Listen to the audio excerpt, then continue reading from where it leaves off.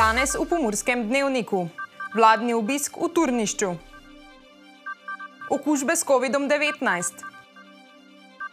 Mura proti Tottenhamu. Javna stranišča. Vreme, jutri bo oblačno in deževno.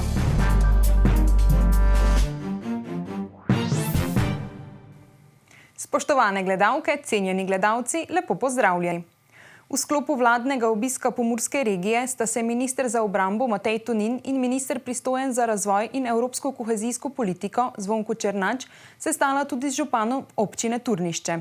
Beseda je tekla o že izvedenih in prihajajočih projektih v občini.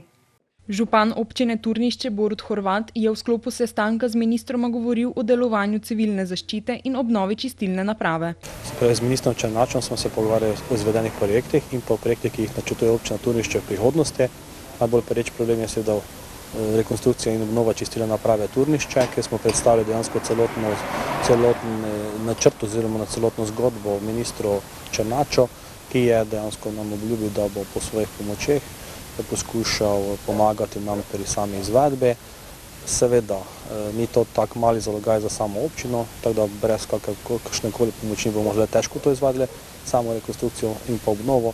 Žal nas pritiska tudi inšpekcijska vložba, tako da upamo, da bo samo obisk vlade, kot tudi ministra Černača, pri nas na občini Turnišče pomagal pri sami izvedbi te investicije. Jaz upam, da bomo z samimi temi obiski, ko smo predstavili same projekte, ko smo predstavili svoje ideje, ko smo predstavili svoje načrte, tudi lažje potem nastopali napram vladi in pa raznim ministrstvem.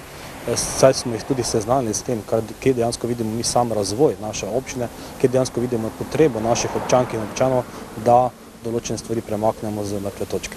Minister Tonin je ob obisku izrazil zadovoljstvo z delovanjem predstavnikov civilne zaščite. Pomurje je ena regija, kjer je gasilstvo izjemno razvito za 238 različnimi prostovoljnimi gasilskimi društvi in najprej sem se seveda tudi gasilcem v Turniščah zahvalil za njihovo požrtvovalno delo, ker služijo domovini.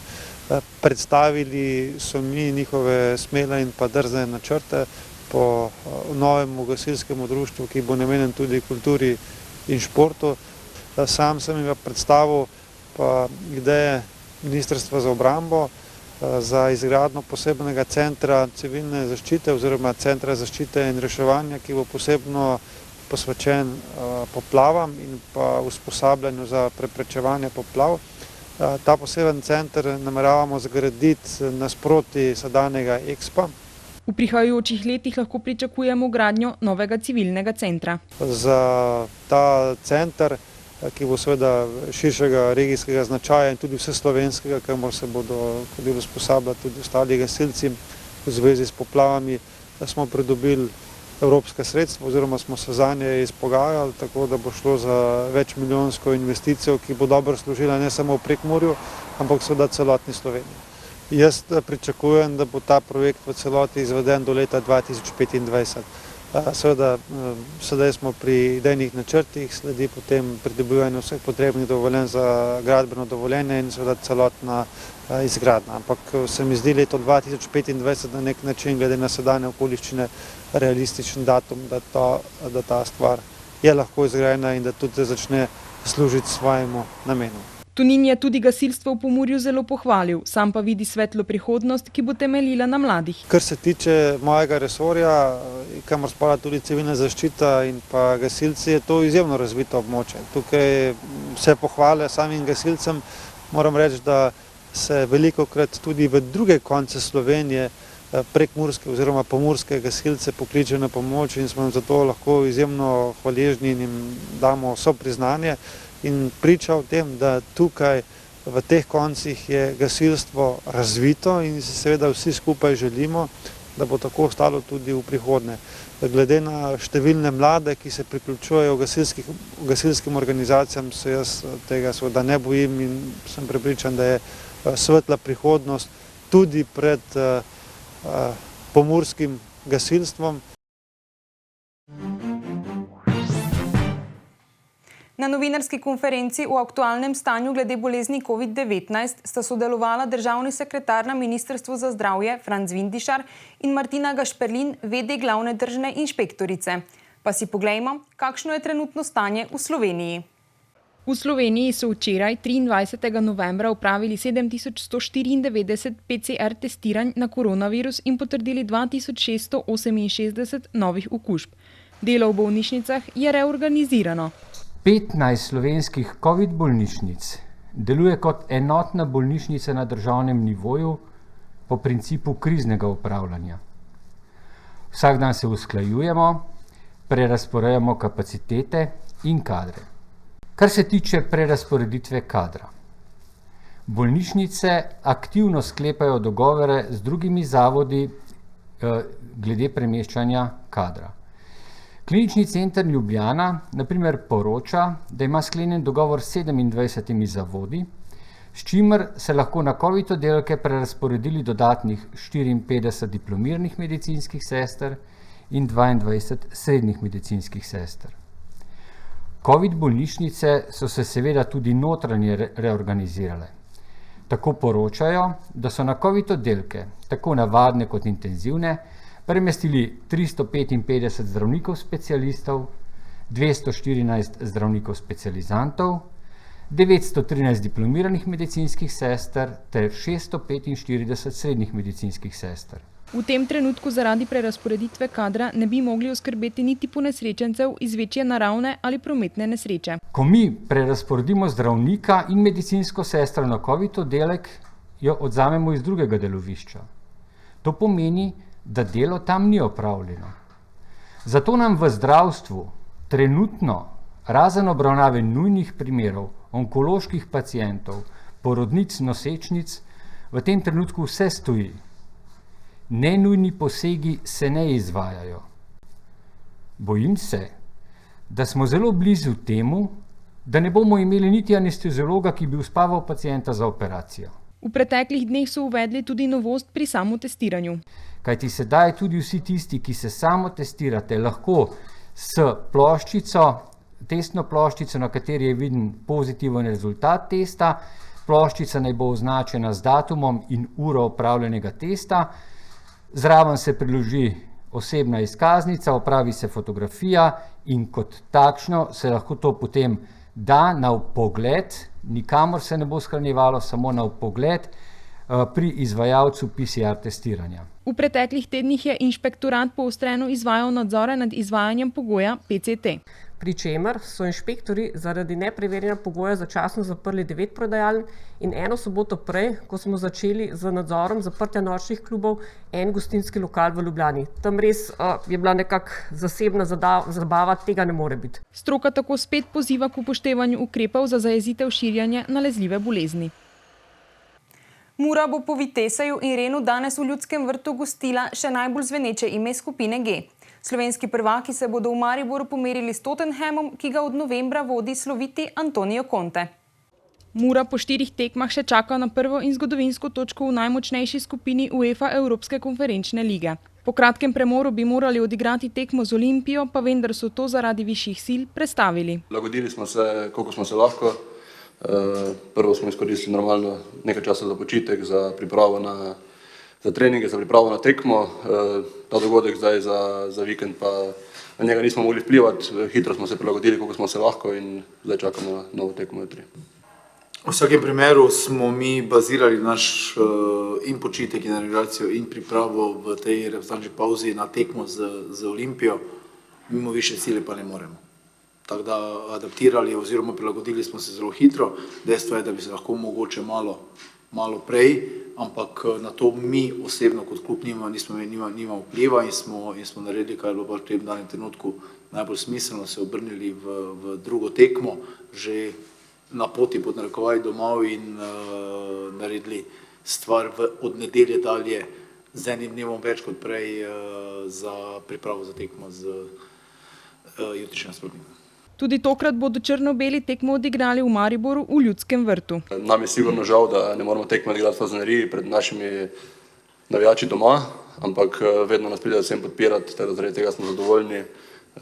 Kar se tiče pa mojega igranja prej za Maribor, pa sem se vedno dobro počutil, tako da z tega vidika se je lepo vrniti. Vezist Mure priznava, da redno spremlja angleško prvenstvo, v Tottenhamu pa pravi, da tudi po menjavi trenerja ni večjih sprememb glede osnovnih principov igre. Jaz sem spremljal vedno, kar dosti Premier Ligo, tako da tudi Tottenham, igralci so tako ali tako isti, imajo iste karakteristike kot prej. Malo so spremenili formacijo, ampak še vedno gre za ekstremno dobro ekipo, za zelo dobre posameznike in mislim, da neki glavni principi ostajajo podobni. Šimundža je z izbranimi besedami spregovoril tudi o trenerju Tottenhama. Mislim, da njegova pragmatičnost je bila vidna v vseh klubih, katerih je deloval. Zna se izredno dobro taktično pripraviti na nasprotnika, ne glede na rang tekmovanja, ki tekmuje, to tudi vidi po njegovih izjavah. In jaz z njegove strani ali pa z strani Tottenhama pričakujem eno zelo agresivno igro ali pa način igre, ki bi nam naj ne odgovarjal. V vsakem primeru, ali bo to visok pritisk, ali bo to puščal nekaj prostore, je odvisno seveda od samega poteka dogodkov, ampak tako kot je prej že Nik dejal, prvih 10-15 minut zelo pomembni, potem pa se bo, verjamem, da bomo preživeli in da potem bo pa se stvari pomeni, bomo začeli graditi kako in kaj naprej, ampak za strani nasprotnika, strani Tottenhama, strani trenerja njihovega, pa pričakujem ravno tole pragmatičnost, ki je vidna, ne glede na to, kjer je klub delal. Antonio Conte je napovedal, da bo v Ljudskem vrtu zaigrala spremenjena ekipa. Kogarkoli bo postavili na igrišče, bo sestavili zelo dobro enajsterico, ki bo nevarna za nas. Mi smo pripravljeni na vse, na vso širino njihovega kadra, za koga se bo oni odločili, pa je njihova stvar. Lorbek za današnjo tekmo še pravi: Mislim, da bomo mogli sploh prvih 15-20 minut se pripraviti na njihov pritisk, da se izognemo temu, kar se nam je zgodilo v prvo tekmo v Londonu, ko smo zaostajali z 2-0 po 10-15 minutah. Potem pa graditi na tem, vse tekme v Evropi so podobne, mislim, da dlje ko tekma traja, čuti se neka napetost nasprotnika, če ne zabije, če ne povede, če ne pripelje tekme do konca. To bo tudi tokrat naša želja. Šimundža si na tekmi proti Tottenhamu želi videti predvsem hrabro, tekmovalno, samozavestno in borbeno Muro. Nažalost pa bodo tudi tokrat odsotni Luka Bobičanec, Žiga Škoflek in Matic Maruško. Tekmo lahko spremljate na kanalu A ob 18:45. V sklopu svetovnega dneva stranišča Društvo za kronično vnetno črevesno bolezen izvaja akcijo Naj javno stranišče. Med mestne občine z najbolj urejenimi javnimi stranišči je letos uvrščena tudi mestna občina Murska Sobota. V preteklih dneh smo beležili Svetovni dan stranišča. V ta namen Društvo za kronično vnetno črevesno bolezen od leta 2009 izvaja akcijo Naj javno stranišče. Ta je namenjena osveščanju javnosti o pomenu in urejenosti stranišč. Med letom so člani komisije društva prevozili več kot 4000 km in izvajali terensko ocenjevanje na 158 lokacijah javnih stranišč po vsej Sloveniji. Med mestnimi občinami, ki so zelo napredovale po lestvici, so izpostavili tudi mestno občino Murska Sobota.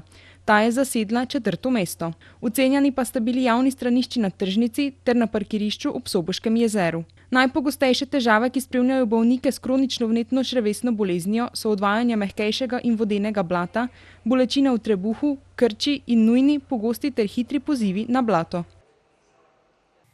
Kakšne občutke poraja beseda smrt? Za nekatere strah, mnogokrat pred neznanim. Alenki Čurin Janžekovič pa vedenje, da bo lahko umrla pod svojimi pogoji, vnaša mir. Meni, da si tak mir zasluži vsak, zato je pozvala vse, da razmislijo o evtanaziji.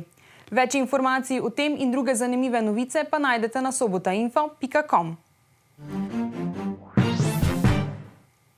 Za konec pa še preverimo, kakšno vreme nas čaka jutri. Danes smo imeli sprva meglen dan s temperaturami okrog 6 stopinj Celzija. Opoldne smo v Krajinskem parku Goričko namerili 4 stopinje, v Lendavi 6, v Murski Soboti in v Radencih 7 stopinj Celzija. Zvečer in ponoči se bodo padavine okrepile in prehodno zajele vso državo. Jutri bo sprva oblačno s padavinami, ki bodo popoldne od zahoda oslabele. Meja sneženja se bo na severu spustila do nadmorske višine okoli 600 metrov. Najnižje jutranje temperature bodo od 1 do 4 stopinje, najvišje dnevne od 2 do 7 stopinj Celzija. Najnižje jutranje temperature bodo v severovzhodni Sloveniji, v Murski Soboti in v Mariboru od 1 do 3 stopinje, dnevne pa od 2 do 3 stopinje Celzija. V soboto bo pretežno oblačno z občasnimi padavinami, ki bodo pogostejše v zahodni polovici Slovenije. Meja sneženja bo sprva med 300 in 700 metri nad morjem. Tudi v nedeljo bodo še občasne padavine, deloma plohe. Temperature v naših krajih se bodo zjutraj gibale od 0 do 2 stopinji, čez dan pa od 4 do 6 stopinj Celzija. Toliko smo vam imeli povedati v današnjem Pomurskem dnevniku. Več informacij pa najdete na naši spletni strani www.tvideja.si. Ostanite v naši družbi in nasvidenje do jutri.